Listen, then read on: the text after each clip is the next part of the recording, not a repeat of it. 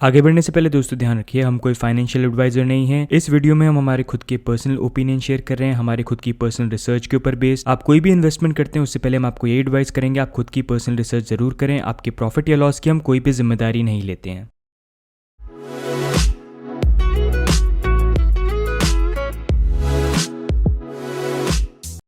Hi friends, welcome back to crypto India channel instant updates. तो दोस्तों आज की वीडियो में सबसे पहले हम बात करेंगे सिस्कॉइन की, जहां पर एकदम से अनएक्सपेक्टेड राइज आया था प्राइस के अंदर, जहां पर सिस्कॉइन की प्राइस चल रही थी 3500 सतोशी के अराउंड, और एकदम से with in few minutes price के अंदर काफ़ी ज़्यादा बंप आया था और सिस्कॉइन की प्राइस पहुंच गई थी 96 BTC के अराउंड।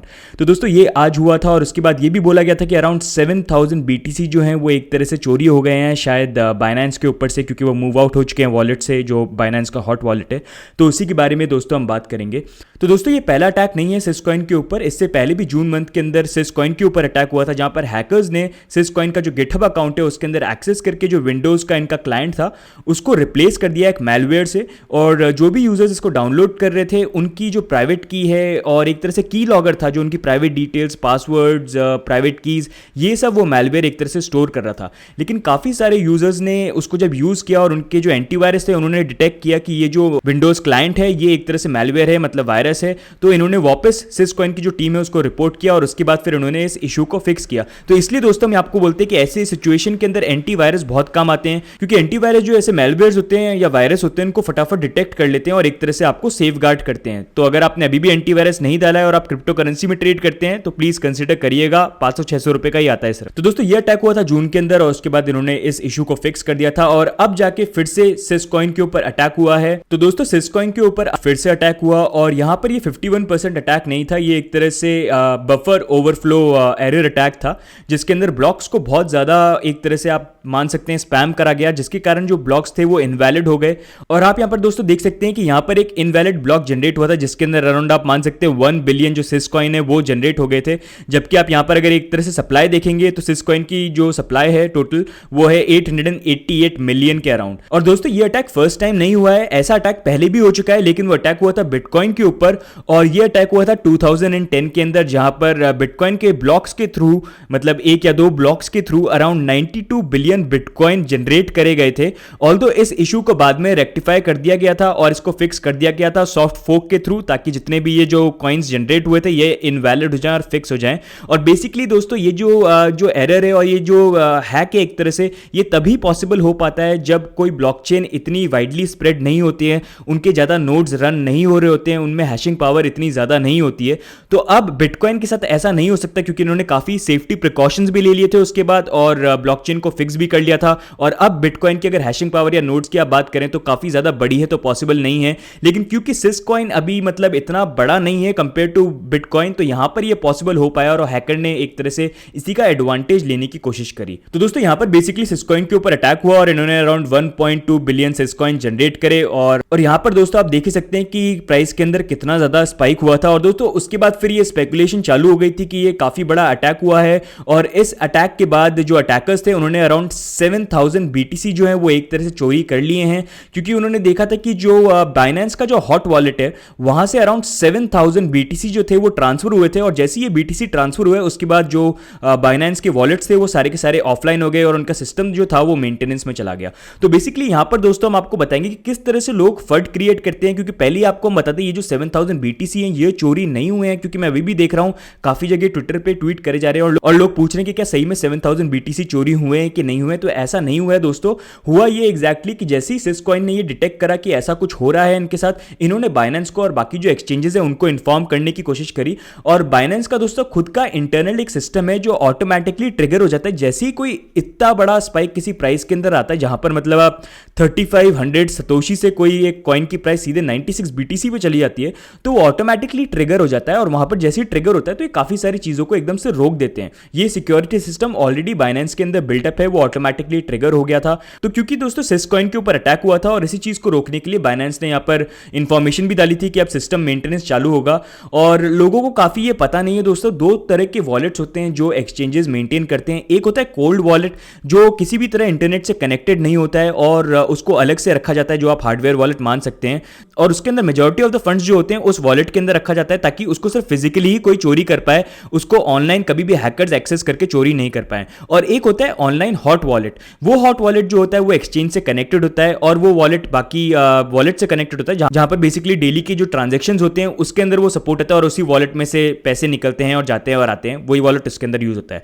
तो दोस्तों कभी भी किसी एक्सचेंज के ऊपर अटैक होता है तो उसका फर्स्ट सिक्योरिटी मेजर ये होता है कि जो हॉट वॉलेट के अंदर जितने भी बीटीसी पड़े हुए हैं उसको फटाफट कोल्ड वॉलेट के अंदर ट्रांसफर करें ताकि ये जो बीटीसी हैं एक तरह से चोरी नहीं हो पाए। और यहाँ पर भी बाइनेंस ने यही करने की कोशिश करी थी, जिसको एक तरह से लोगों ने मिसजज कर लिया और उसके बारे में बोल दिया कि 7000 बीटीसी हैकर्स ने चोरी कर लिए हैं। तो दोस्तों 7000 बीटीसी यहाँ पर चोरी नहीं हुए हैं, क्योंकि अगर आप बाइनेंस का सिस्टम जानते हैं तो बाइनेंस के अंदर जो आप मैक्सिमम विड्रॉ कर सकते हैं डेली बेसिस के अंदर वो है 100 बीटीसी आफ्टर सर्टेन वेरिफिकेशन जो आप करेंगे। और इसके बाद भी शायद एक और लेवल होता है जहां पर आप महीने में अराउंड 2000 बीटीसी का ट्रांजैक्शन करते हैं एक्सचेंज के ऊपर, तो मैक्सिमम एक दिन के अंदर आप 200 बीटीसी निकाल सकते हैं, उससे ज्यादा नहीं निकाल सकते।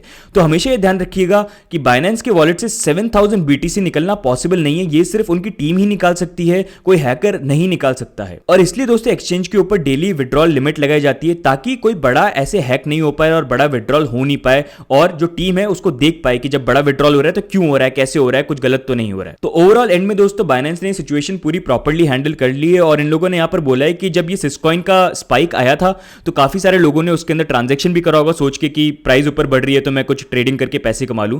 तो उन लोगों को इन्होंने बोला है कि जो भी नेगेटिवली इफेक्ट हुए हैं ये सिस्कॉइन के प्राइस को लेकर बाइनेंस के ऊपर, उनको 0 ट्रेडिंग फी दी जाएगी। आप यहां पर देख सकते हैं 5 जुलाई से लेके 14 जुलाई तक। और उसके बाद भी अगर आपको बहुत ज्यादा कुछ प्रॉब्लम हुई है तो आप यहां पर एक टिकट है वो ओपन कर सकते हैं बाइनेंस के साथ और ये आपको हेल्प करेंगे।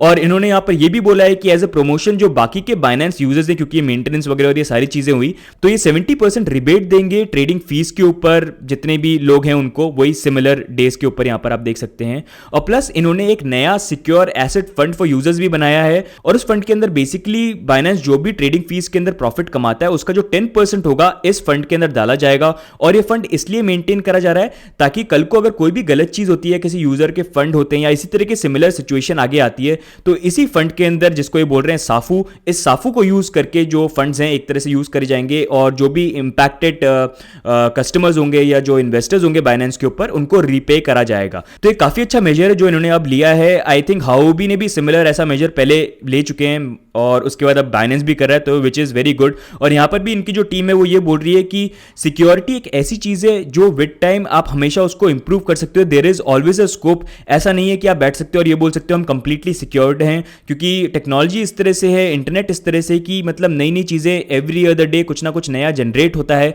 तो उसी तरह से इनको भी और इनके एक्सचेंज को भी सिक्योरिटी के ऊपर रोज काम करना पड़ेगा और हमेशा स्कोप रहेगा इंप्रूवमेंट का, और उसी के ऊपर ये वर्क कर रहे हैं। But still in the and फिर से बाइनेंस ने यहाँ पर शो कर दिया कि कितना सिक्योर इनका प्लेटफॉर्म है और कितनी प्रॉपर तरीके से इन्होंने फिर से जो ये हैक हो रहा था और बड़ी जो चीज हो सकती थी उसको इन्होंने बचा लिया और सेव कर लिया। तो दोस्तों नेक्स्ट हम बात करेंगे ईरान की। और ईरान के अंदर क्रिप्टो करेंसीज को लेके अराउंड नवंबर दिसंबर के अंदर वहाँ की गवर्नमेंट काफ़ी फ्रैंक थी। इनफैक्ट वो ये भी बोल रहे थे कि खुद की क्रिप्टो करेंसी लेके आएंगे। लेकिन अभी गवर्नमेंट की और पॉलिटिकल कंडीशन वहाँ पर जिस तरह से चल रही है उसके बाद उन्होंने एक तरह से क्रिप्टो करेंसीज को बैन कर दिया है ताकि जो वहाँ के सिटीजन्स हैं वो बेसिकली क्रिप्टो करेंसीज को यूज़ करके पैसा बाहर नहीं सेंड कर पाए ईरान के बाहर। लेकिन फिर भी लोग VPN यूज़ करके यूज़ कर रहे थे एक तरह से काफ़ी सारी sites, for example Binance, blockchain, local bitcoins. लेकिन अब रिसेंट डेवलपमेंट के अंदर ये जो साइट्स हैं वो भी वहाँ के जो लोकल लोग हैं वो एक्सेस नहीं कर पा रहे हैं। Even when they are trying to use VPN, जो वर्चुअल प्राइवेट नेटवर्क्स होते हैं उसको यूज करके भी ट्राई कर रहे हैं, बट पॉसिबल नहीं हो पा रहा है। और उसके बारे में इंफॉर्मेशन सामने आई है जहां पर एक तरह से जो ईरान की गवर्नमेंट है वो एग्जामिन कर रही है नेटवर्क ट्रैफिक को एक प्रोसेस यूज करके जिसको बोला जाता है डीप पैकेट इंस्पेक्शन, और उसको यूज करके ये पूरा नेटवर्क ट्रैफिक जो है उसको ट्रैक कर रहे हैं। और जितनी भी ये साइट्स हैं जो क्रिप्टो करेंसी से रिलेटेड हैं, बाइनेंस, ब्लॉकचेन, लोकल बिटकॉइंस, इसको एक्सेस करने से रोक रही हैं वहाँ की जो ईरान के सिटीजन हैं उसको। तो दोस्तों इस तरह की कंडीशन चल रही है ईरान के अंदर। और नेक्स्ट न्यूज़ में हम बात करेंगे तो दोस्तों J5 जो कंट्रीज हैं उन लोगों ने मिलकर एक टास्क फोर्स बनाई है और बेसिकली ये टास्क फोर्स का काम होगा कि ये एंटी मनी लॉन्ड्रिंग या फिर टैक्स इवेजन या टैक्स क्राइम्स जो होंगे उसके लिए नेशन साथ में काम करेंगे और उसके ऊपर ये कुछ रूल्स लेके आ रहे हैं। जो ये 5 कंट्रीज हैं Australia, Canada, Netherlands, United kingdom और यूनाइटेड स्टेट, ये सब फॉलो करेंगे, इंफॉर्मेशन एक दूसरे से शेयर करेंगे। तो इस तरह की रेगुलेटरी बॉडीज भी बन रही है दोस्तों और ऐसा ही कुछ हम एक्सपेक्ट भी कर सकते हैं कि G20 के अंदर भी हो और ऐसे ही कुछ दोस्तों हम G20 की मीटिंग के अंदर भी एक्सपेक्ट कर सकते हैं जहां पर कंट्रीज इसी तरह से कुछ रूल्स फॉलो करें। क्योंकि लास्ट मीटिंग के अंदर ये डिसाइड किया गया था कि अलग अलग जो डिपार्टमेंट्स है क्रिप्टो करेंसीज के सारे एस्पेक्ट देखें, चाहे वो human trafficking, terrorism, anti money laundering, tax evasion, सबकी जब बात आती है तो उसको कवर करें। तो लेट्स सी G20 मीटिंग के अंदर ऐसा कुछ निकल के आता है या इस बार कुछ डिसाइड करते हैं कि नहीं। नेक्स्ट दोस्तों हम बात करेंगे तो किक मैसेंजर, टेलीग्राम मैसेंजर और उसके बाद अब वाइबर मैसेंजर की भी खुद की क्रिप्टो करेंसी आने वाली है नेक्स्ट ईयर इन रशिया। और वाइबर मैसेंजर जो है दोस्तों उसको जो मेन कंपनी रन करती है उसका नाम है राकुटेन वाइबर, आप यहां पर देख सकते हैं। और यही जो कंपनी है ये खुद की एक क्रिप्टो करेंसी लेके आ रही है और ये जो क्रिप्टो करेंसी होगी बेसिकली दोस्तों एक लॉयल्टी बेस्ड होगी। ICO के बारे में तो कुछ इंफॉर्मेशन हमको दिखी नहीं है। तो जितने भी लोग हो गए, और राकुटेन एक बहुत बड़ा ब्रांड है, मतलब you can compare it with Amazon e-commerce का भी इनका काफी सारी वेबसाइट वगैरह है। तो ये खुद की लॉयल्टी बेस्ड क्रिप्टो करेंसी लेके आ रहे हैं। जो लोग इनकी सर्विसेज यूज करेंगे, इनका प्लेटफॉर्म यूज करेंगे, वो लॉयल्टी बेस्ड पॉइंट्स यहाँ पर अर्न कर पाएंगे और उस करेंसी को जिसको राकुटेन कॉइन बोल रहे हैं उसको यूज करके USD या अलग जो करेंसीज हैं, रूबल या जो भी पाउंड, या इसके अंदर आप एक तरह से ट्रांजेक्शन कर पाएंगे। और ये बोला जा रहा है कि नेक्स्ट ईयर तक आएगा। तो लेट्स सी इसके ऊपर क्या डेवलपमेंट आता है। अभी तक कोई इसकी ICO की कोई भी न्यूज नहीं है। बेसिकली इनका बोलना यही है कि पॉइंट्स बेस्ड लॉयल्टी रिवॉर्ड्स होंगे और उसके अंदर ही राकुटेन कॉइन को यूज करा जाएगा। तो नेक्स्ट दोस्तों हम बात करेंगे हांगकांग की और हांगकांग एक तरह से इंटरनेशनल ब्लॉकचेन हब बनने की यहाँ पर कोशिश कर रहे हैं। और दोस्तों अगर आपको पता नहीं हो तो हांगकांग एक तरह से चाइना की टेरिटरी है, लेकिन वहाँ पर जो चाइना का जो पॉलिटिकल सिस्टम है वो वहाँ पर लागू नहीं होता है।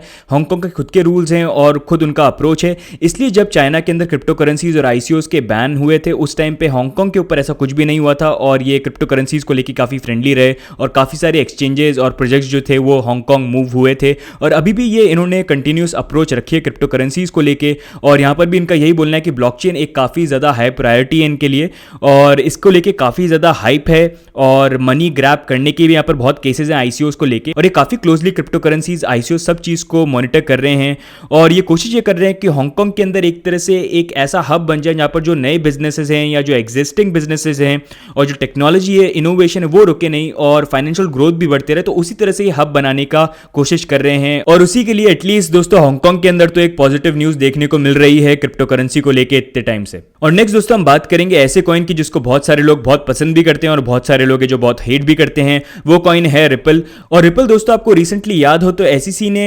इथीरियम और रिपल को लेके मतलब दे वर टॉकिंग अबाउट इट कि क्या उसको हम सिक्योरिटीज माने कि नहीं, जहां पर इथीरियम को फाइनली उन्होंने बोल दिया कि it will not be considered as security, लेकिन रिपल अभी तक उससे फ्री नहीं हुआ है। तो रिपल भी दोस्तों यहाँ पर SEC के जो रूल्स है और रिक्वायरमेंट है डिसेंट्रलाइजेशन को लेके उसके ऊपर कंसिडर कर रहे हैं और दे आर ट्राइंग कि अभी जो बेसिकली इनका नेटवर्क चलता है उसको जो वैलिडेटर्स हैं उसको ये एक्सपैंड करें। ऑल्दो उसको लेके काफी क्रिटिसिज्म ये भी है कि जो वैलिडेटर्स हैं हो सकता है ये ऑलरेडी प्लान्ड हो और प्रॉपर तरीके से डिसेंट्रलाइज हो नहीं उस चीज का, इनके खुद के लोग हो जो या बैंक्स हो या फिर कोई भी इनके प्राइवेट इन्वेस्टर्स उनको ही वैलिडेटर्स बना दें। बट स्टिल मतलब they are trying to do something और SEC के अकॉर्डिंग ये चीजें ये चेंज करने की कोशिश कर रहे हैं ताकि SEC भी एक तरह से रिपल को सिक्योरिटी कंसिडर नहीं करे। बट स्टिल दोस्तों एक ये पॉजिटिव मूवमेंट है जिसके अंदर आपने यहाँ पर देखा भी होगा कि थोड़ा सा रिपल के अंदर प्राइस में बंप आया था। तो लेट्स सी आगे जाके क्या होता है। यहाँ पर काफ़ी सारे एग्जांपल्स लोगों ने डाले हुए हैं जिन्होंने यहाँ पर बताया कि मतलब जो 14 वैलिडेटर्स हैं और जो रिकमेंडेशन है उन सबकी इन्फॉर्मेशन यहाँ पर डाली हुई है। आप यहाँ पर देख सकते हैं इन्फॉर्मेशन। द रैबिट के क्लब एक ये भी है और आप इनकी पूरी इन्फॉर्मेशन यहाँ पर चेक कर सकते हैं। ये वैलिडेटर्स की रजिस्ट्री है XRP चार्ट्स के ऊपर ऑफिशियली। तो ये कोशिश कर रहे हैं, बाकी लेट्स सी। बाकी आई नो क्योंकि मैंने यहाँ पर रिपल की बात करी है तो बहुत सारे आप में से लोग क्वेश्चन करेंगे कि भाई रिपल की प्राइस कब बढ़ेगी और कब ये ऊपर जाएगा और जो इसका प्रीवियस हाई था जो अराउंड 24,000 सतोशी था वहां तक कब रीच कर पाएगा। तो दोस्तों उसके लिए बेसिकली हम आपको यही बोलेंगे जो हम आपको पहले भी बोलते आए हैं कि एक तो आप हमारा पुराना रिपल का वीडियो जरूर देखिए, उसको देखेंगे तो आपको एक आइडिया मिलेगा कि कब रिपल की प्राइस बढ़ सकती है। लेकिन स्टिल अगर आपने उसको देखा नहीं है तो एक आइडिया देने के लिए आपको हम ये बताते हैं कि जब यहाँ पर मार्केट कैप आपको जो दिख रही है, जब आप इसको $700 बिलियन या $800 बिलियन को क्रॉस करते हुए देखेंगे तब आपको रिपल के अंदर स्पाइक देखने को मिल सकता है, क्योंकि रिपल की सप्लाई बहुत ज़्यादा है। इसी रीजन से रिपल इतना फास्ट नहीं बढ़ पाएगा। लेकिन जब मार्केट बढ़ेगा तो उस मार्केट के साथ बाकी जो बड़े कॉइन्स हैं वो भी राइज करेंगे। और आप देख ही सकते हैं थर्ड पोजीशन पे XRP है और नया लोगो भी लेके आ गए हैं। अगर आपने देखा नहीं है तो बताना ये लोगो आपको अच्छा लगा या पुराना वाला अच्छा लगता है, तब XRP पे आप एक्सपेक्ट कर सकते हैं। तो दोस्तों ये हो गए आज के इंस्टेंट अपडेट्स। बाकी अगर आप चैनल पे फर्स्ट टाइम आए तो सब्सक्राइब जरूर कर लीजिएगा, और अगर इस वीडियो से आपको कुछ नया सीखने को मिला है तो लाइक भी कर दीजिएगा। बाकी जल्दी ही और वीडियोस लेके आएंगे, तब तक के लिए गुड बाय।